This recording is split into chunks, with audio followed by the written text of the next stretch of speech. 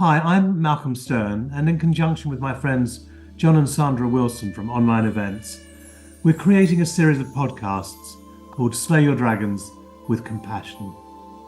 My book of the same name was conceived and inspired by the suicide of my daughter Melissa and the journey that took me on and the internal resources that I found. All of my guests will have a story to tell around overcoming and ultimately thriving through adversity. Special thanks to the band Stairway, Jim McCarty and Louis Chinamo, for the use of theme music from their album Medicine Dance, and my engineer Owen Santiago. I hope you enjoy this series, and thanks for listening. Welcome to my podcast, Slay Your Dragons with Compassion, which I'm doing in conjunction with my friends at Online Events. So I have a regular rostrum of guests, people who are exploring ways in which their lives have been impacted. Sometimes every single one of us will have adversity in our lives. And sometimes that adversity sinks us, and sometimes it brings us new resources. So when I lost my daughter about 10 years ago, at first I was absolutely blown away. But then after a while, I realized that something else was being born in me. And that's very much what this series is about seeing what's happened to people and how they've thrived through adversity. So today's guest is someone I've known since I was a teenager, a long time. He's lost his hair in the meantime, for those of you who've got visuals, but apart from that, he's still looking pretty good.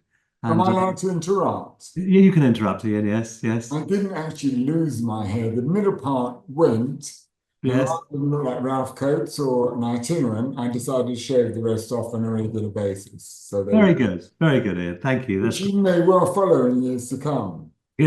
I may well do. Yes. Mine gets a bit wild now. So good to see you. And you've had a sort of an interesting life. And you've managed to have a good business life, to have a very good family life, have children, grandchildren, and all of that feels very, very positive and good. But what's also been in your life has been some areas of struggle that have changed you. And the one I'm particularly interested in is at one stage you had a brain hemorrhage, I did. and some very, very extraordinary stuff happened around that.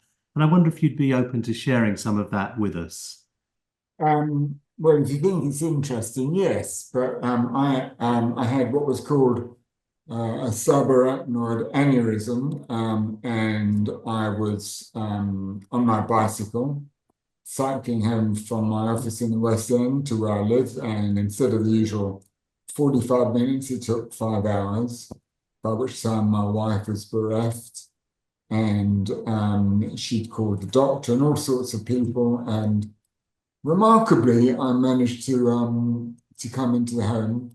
They don't know how I got there because maybe it was homing instinct, who knows? But anyway, I got home and I was ripped up down one side of my body, and I didn't recognize one of my children. And the doctor had to come round and said he's having a brain hemorrhage, get him into a hospital very quickly. So, yes, I only became aware probably about a week later, when my brain clicked back in again. And I was very lucky. I had several lumbar punctures to establish whether the bleed was still active. And eventually the bleed of its own accord managed to form a scab and stop. And therefore I didn't have to have any form of surgery. So I was all right. Within a few months, I was able to exercise and do everything I thought was normal and go back to work. But yeah, that definitely changed my whole mentality. But it came at a time in my life which was riddled with adversity, because at that time, my mother was taken in, and my mother was a survivor, and she was taken in with ovarian cancer. So I went straight from hospital to her hospital and convinced the surgeon to drain her because she had a huge fluid buildup. She did not survive much after that. And beyond that, my sister, my middle eldest sister, was 4 years my senior, also suffered from breast cancer, and I took her around to many different forms of healers, both acceptable and strange in their practice. None of them worked. And we took over her children because her husband was not interested in them. He had been a heroin addict, so we took them over. So it was a very, really intense period of life. But we dealt with it. I think one of the things I've been most impressed with you, and we've known each other a very long time, and You said with twice. yeah. You said with you.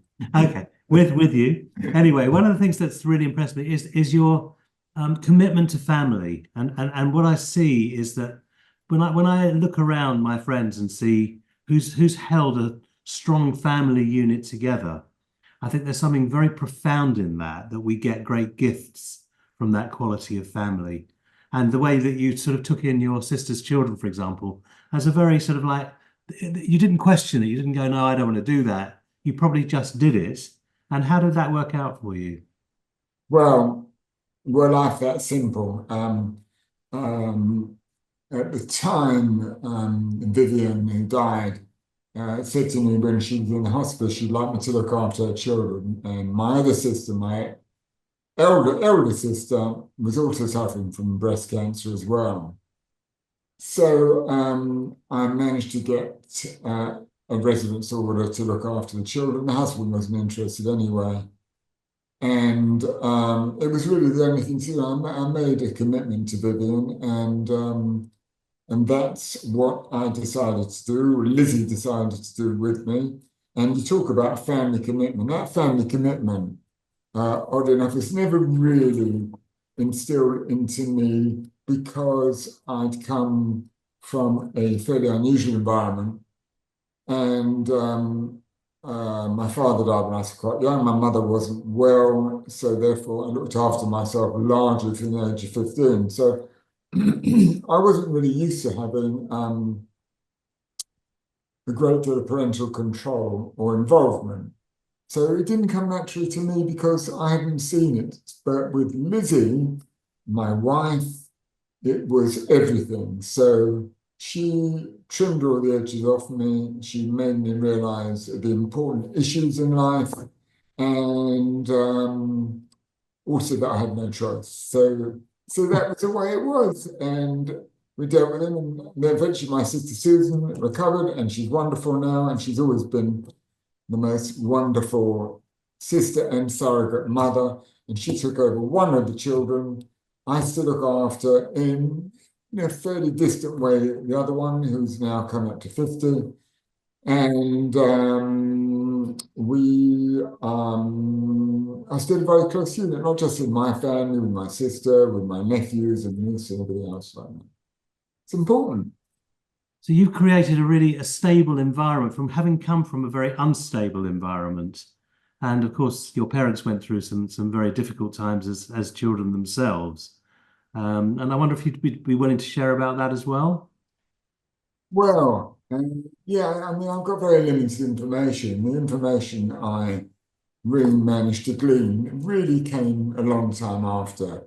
My mother was a child of the Holocaust. She came over when she was 17 on the last train from Berlin. And my father was sponsored out by a family in Bromborough who paid £50 randomly to get someone out of Dachau just before it became a killing camp. And they met in a camp called Kitchener Camp, which was an internment camp for people from largely Middle Europe, but mainly Austria and Germany. And it was predominantly male. I think my mother was a domestic there. We think, we don't know.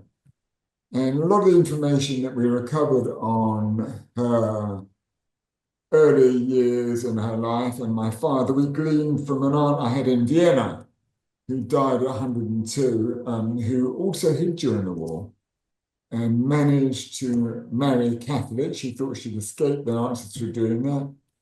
They got divorced. She converted to Catholicism. It didn't work. She then married someone else, a Christian. That didn't work. And then in the final year of the war, she got put in a camp, but she survived.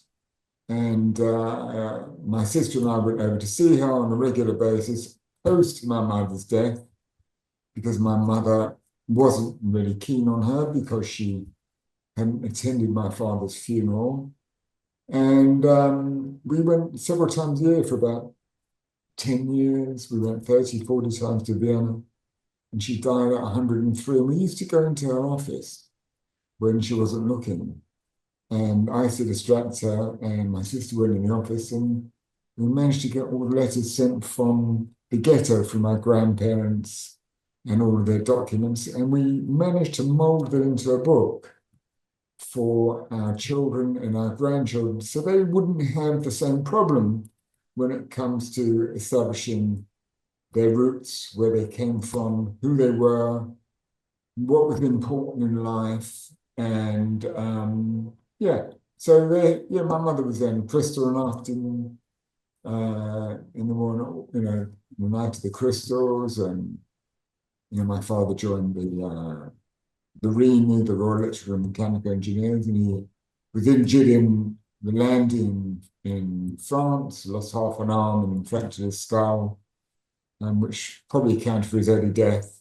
So they had very tough childhoods, lost everything, didn't really get anything back in restitution, and had a hard time.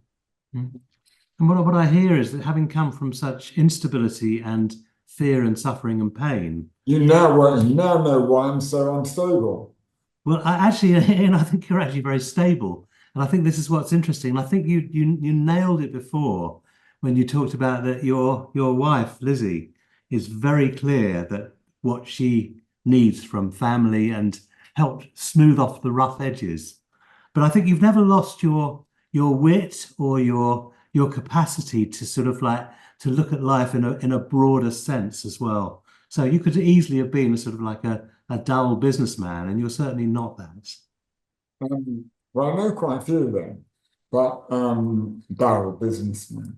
But Yes. I think it's important not to take yourself too seriously Yeah. and realize that you are not the most important thing. And my mother instilled into me one important basis of philosophy, and that is no one is more important than anyone else. And that really that quite helped me during my career, because when I dealt with chairmen of companies who really had the most appalling attitude to others, I wasn't interested. I spoke to them like I speak to you or any of my friends or anyone, and that was it. And if they didn't like it, you know what they could do.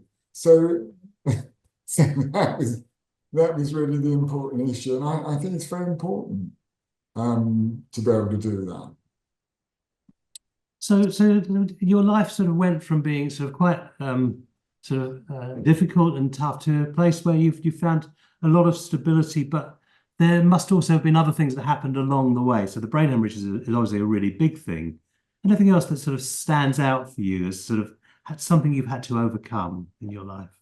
Lots. I mean, taking on the additional children was a massive commitment, from 4 children to 7 children, and then to 6, and then eventually to 5, to taking on a nephew. Ben's a lovely boy, but he's got problems, and if he sees this, which I'm sure he will, he's got epilepsy with Crohn's, and he deals with it amazingly well. He's fantastic, but it doesn't permit him to work. Because you don't have, to use a word of yours, the stability to work in an office without knowing suddenly when you're going to have a fit. Yeah. So all sorts of things like that, dealing with my mother, who was continually in hospital with, unfortunately, taking too many. You might remember, do you remember the days of Valley of the Dolls? You probably do. Yes, I do. Yes. Okay, good old Hal Robbins. So, Valley of the Dolls, there were 2 major forms of medication. There was Tuinal and Nembutal, and they were both barbiturates. So you wouldn't have them nowadays because they'd be a drug that wouldn't be available. So my mother, unfortunately, was very fond of them, and I took her into hospital probably every 3 months to have a stomach pumped, and that happened from the age of 15 onwards. So I just learned from them how to look after myself. It was as simple as that. And when the headmaster wrote to my mother from my school, asking if I still attended, because I didn't have a school, I made sure she didn't see it. So yeah, lots of things. There are loads of things that happen. Um, probably meeting you when I first went out looking when we both worked in the same business when you were a proper working man. Um, that was an experience not to be forgotten. When I met all the guys, I met individuals, that was also a learning experience. But there are loads of things, stuff that I probably wouldn't want to go through in a public forum like this now because Sure. I don't want to lie down with my legs and arms up in the air. But there are lots of things that shape you, but make you realize that you're not the most important thing in life, and you're very fortunate to be here. And but the most important thing for me probably was meeting my wife. Yeah, I hear that's a real turning point in your life as well. Yeah, Yeah. at the Button Bush. Oh, really? Down at the old Bull Bush? Your Yeah, friend and mine will tell you that he was the responsible individual. he does. He constantly says that. That's all he says. Did you Yeah. know? Yes. So now you're like me, becoming an elder and someone who's actually sort of like living. No one's like you, Malcolm. And well, that's right. It's true. Yes. And as you reach into your sort of like your elder years, what's your aim? What's your ambition with this part of your life? Because you've done well as a businessman, and you really dedicated yourself to that world. But you've dedicated yourself to lots of other angles in your life as well, obviously family and other interests. What does the future look like for you, Ian? I wish I could say to you something which was specific. I always feel that I haven't done enough for others. Try to put back things in. We all do. We all feel that we have a duty to try and put back more. We have a duty to leave a legacy. We have a duty to try and not think about ourselves, but think about others. So yeah, I'd like to make myself a better person in that direction. And um, it's a constant target that I strive for, but I don't always reach. And there's lots of things you intend to do, and you just don't do it. So yeah, what would I like to do? I would like to live forever to begin with, because I think life is such a privilege. I'd like to solve all the world's problems, which will never happen. I'd like to be able to, when I've worked in public service voluntarily, I've probably said what I shouldn't say. And some of it resulted positively in things happening which helped everything. And I'd like to be able to do that with people. Not that I've got all the answers, but some of the things seem so obvious, and people don't seem to grasp them. So I'd like to be able to do that as well. It's interesting because I know that you've been very philanthropic in your life, and you sort of spoke as though everyone does that, but actually that's not the truth. I think for a lot of people they're so caught up in their own selfish needs. I don't mean selfish in a particularly pejorative way, but just that there isn't space to look at others. And I think that there's an interesting phrase which is think first of self misery, think first of others happiness. And and what I see in you often when we've spoken and gone for walks together or hung out together, is that there's a basic happiness in you. And that doesn't mean you wander around the world being sort of delighted with things, but there's a sense of having some sense of purpose and that you're using your life as well as you possibly can. Well, it's kind of you to say that. I'm not so sure that's necessarily true. I am a person, unfortunately, who lives life without a filter. And Lizzie will tell me this quite frequently, and so will my children. And I've alienated people through being as I am without attempting to work in either a woke or a politically correct manner, because that's something which doesn't come naturally to me. So I would like to think that I can correct some of the rough edges and be able to speak to people in a manner which doesn't offend them, but that's never going to happen. Because I can't help saying or being what I am. But again, I think that's reasonably rare to be who we are. In fact, so there's an interesting sort of statement by Robert Louis Stevenson: to be who we are and to become what we can become, that's the sole purpose in life. And I think that's one of the things that attracted me to you as a person sort of many decades ago, is that you are you. There's not a lot of falseness about you, and I think that's actually reasonably rare. And yeah, Is it though? Is it rare? Or if you take it down to its basic level, when you're dealing with someone and you suddenly see them sink into a mood of the moment, and they become, let's say, incommunicative, or you're unable to reach them, does that mean they're being themselves? Or does that mean they just don't want to be themselves? In other words, they don't want to expose the rationale or the reason why they actually reached that level. what I think we're looking at here at something quite interesting is that a lot of people aren't themselves, and I think when I meet people who are genuinely prepared to step out and show who they are, and of course there's lots of sides to us as well, I think it's reasonably rare. And I find, if I'm at a cocktail party, which is very rare these days anyway, something like that, but then if I'm just having bland conversations, I find it exhausting. Whereas if I'm engaging with someone at a level where our passion, our energy, our interests are engaged, I find that really valuable. And that these days, I tend to look for people who have that to hang out with, because I want to get met by authenticity. That's very important for me. And I Well, hear you as well. this is one area where you and I totally agree on.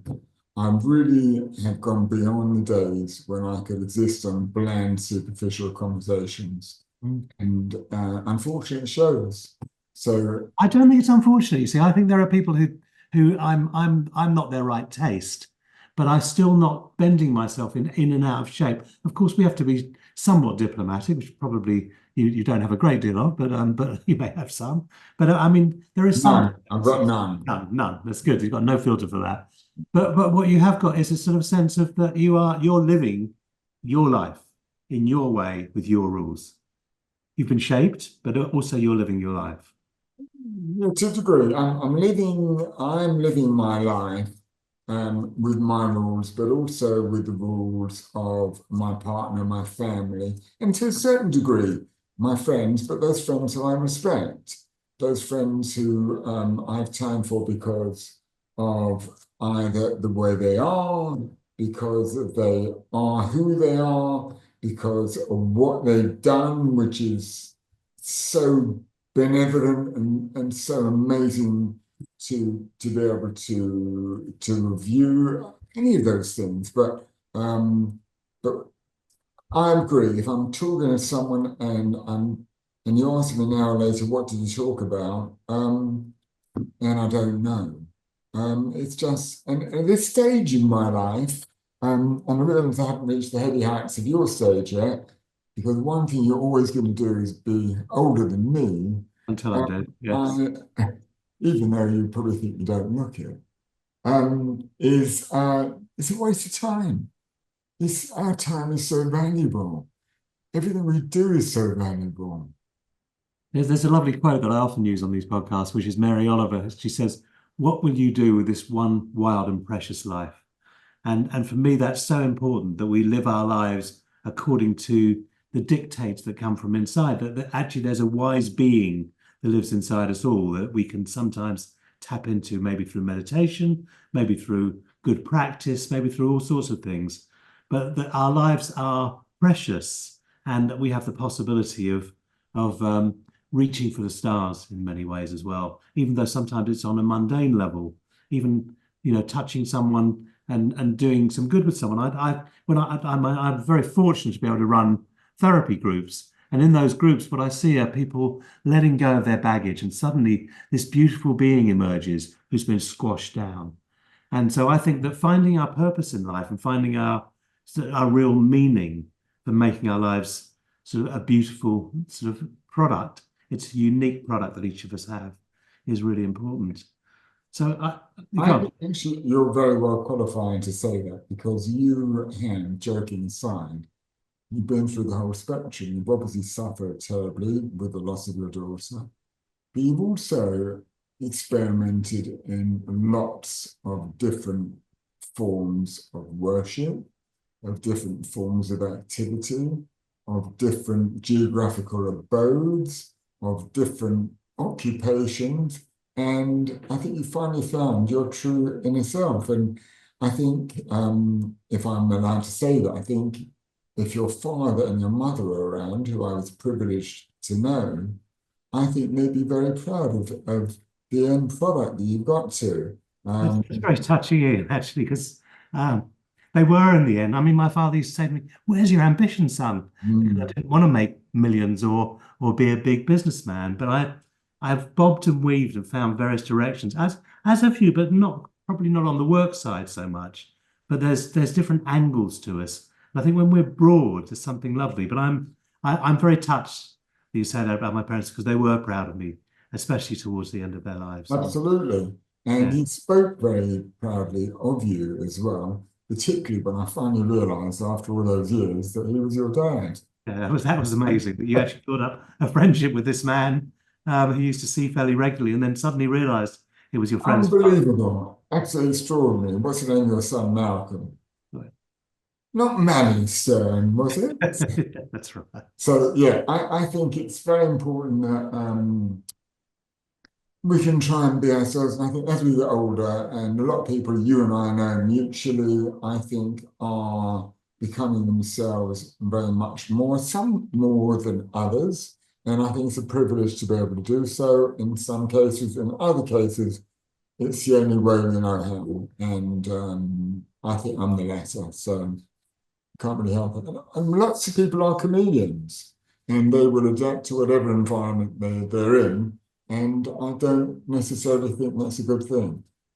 I think there's a blend actually, because in psychosynthesis, which is a therapeutic technique, they talk about that inside each of us is a tribe, that we're not just one person. We bring out different angles of ourselves for different situations.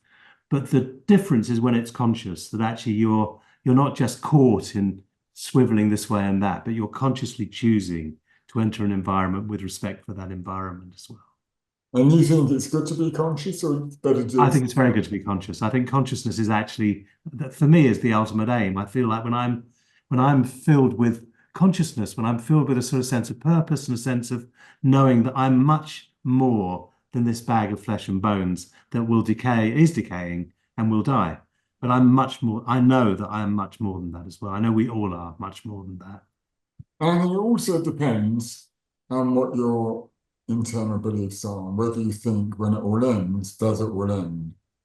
Well, it's interesting because our beliefs get shaped by our experiences as well. So I know that in it was about 4 years ago, 3 years ago, I had a heart attack, and I was in an ambulance on my way to the hospital, and I thought I was going to die. It was a serious heart attack, and in that moment, a sense of bliss came over me, and I felt like it's okay. It's like just let go. And I felt this immense surrender, and I felt this sort of this sense of everything's all right. And I mean, it shifted, but that experience, I think, when we have an experience like that, it stays with us. And I felt like I was part of something much bigger than this individual doing whatever this individual does in his life. So the result is you believe there is something beyond. My whole life has been spent exploring that. Well, my whole life since my 30s probably has been spent exploring that with the use of meditation, with the use sometimes of psychedelic substances, although I don't really go for that these days. but I have sort of made it a passion of mine to find out who I am, not just who this individual is, much more than who this individual is, but what we are as human beings. What's our purpose in being here on planet Earth? What have we got to contribute? And I think service is actually what brings the greatest joy. I agree. And I think it's interesting you say that after you sort of had a brush with your fate, you probably developed a different form of philosophy. And that philosophy very much changed in me after I was ill. And I realized I had a lot to say thank you for and what to do. And I had a very close friend of mine who also suffered from a hemorrhage, and I mentored him through that. And 4 years later, he had another one, and he died. And I saw his wife earlier on, who I'm very fond of, and we're very close to. And you really don't know where the hand of fate will take you. But all I know is it was clearly not my time then. And I really felt that every day I had after that was a privilege. And I suspect you might have felt the same as well. Exactly right. I feel like I had possibly come to the end of days and then I hadn't. And so now it's like, well, wow, what am I going to do with this renewed life? Mm. And I do feel energized and enlivened by it as well. And do you feel what you're doing now, these series of podcasts that you are effectively getting involved in, do you think that they are good for anyone who might come across them? Do you think they're good for the individual who takes part? Do you think they're good for both participants? Or do you think it's difficult to differentiate between any of those? I think they're not necessarily good for everyone who takes part, but I'm a careful interviewer. It's like I've been doing that for a long time. Long before the podcast, I was interviewing people at St James's Piccadilly, where I used to run a series called Alternatives.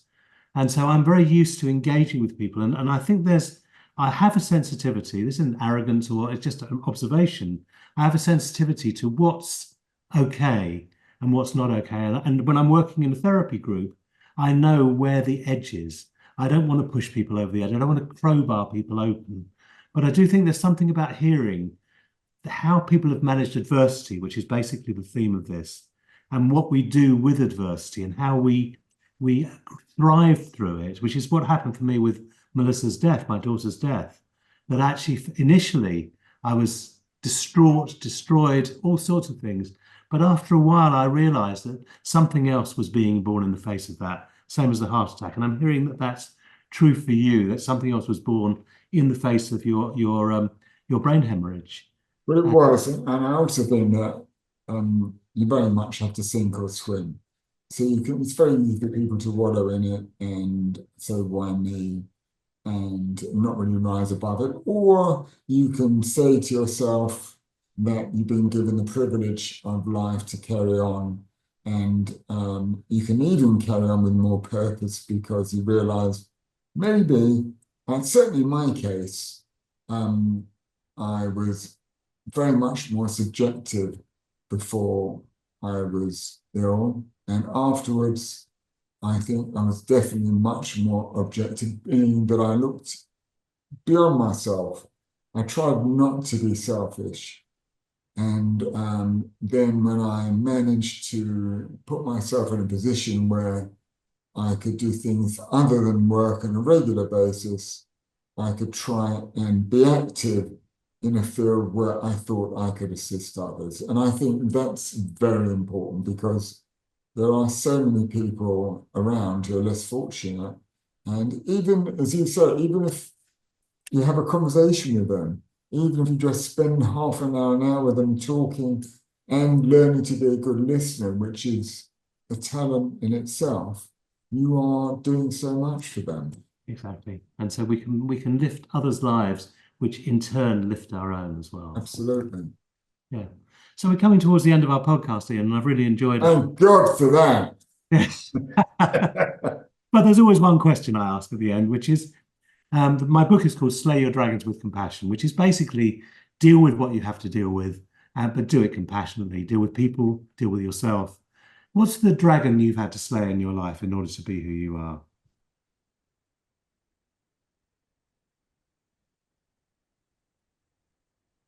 The dragon I've had to slay, if I have managed to slay it at all, is a degree of cynicism. I've always looked at things cynically, not to the extent that I have to be unpleasant or sarcastic or cynical to whoever I'm dealing with, but just cynical about the background or the driving force behind a person's reason for saying, doing, or whatever. So it's a lack of trust. So the dragon I've had to slay is not trusting people and not believing what I see or hear, and learning to trust and learning to believe, rather like having a game of bridge, when you trust your partner. You might think, what are you doing? And you think, forget what are you doing, trust. And it's about that. So the dragon I've really had to slay, I think, is my cynicism and developing faith and trust in others. Lovely, that's great. I just want to say that you and I play bridge together sometimes, and I really enjoy playing bridge with you because bridge is a game of instinct and intuition as well as science as well. But I really get the sense of feeling in connection with you when we're playing bridge. And that trust is what gets developed within the game as well. Exactly. So you perhaps might not go down the most conventional route, and you might think, why is this happening? And you'll just think, trust, he knows what he's doing, that must mean, or what, yeah, anyway. It's difficult to explain bridge to those who don't play, and certainly to people who play like me, but I agree with you entirely, yes. Ian, thank you very much for coming on today. I know it's not your normal thing to go, ta-da, this is who I am, but I think you've shown some very interesting parts of yourself and also some very caring parts of yourself. And if I haven't, it'll be a very good solution for insomnia. That's, I listen to Eckhart Tolle for insomnia sometimes, although he's very wise. He's got that lovely lulling voice. Thank you very much indeed, Ian, and look forward to catching up with you again. Thank you for having me.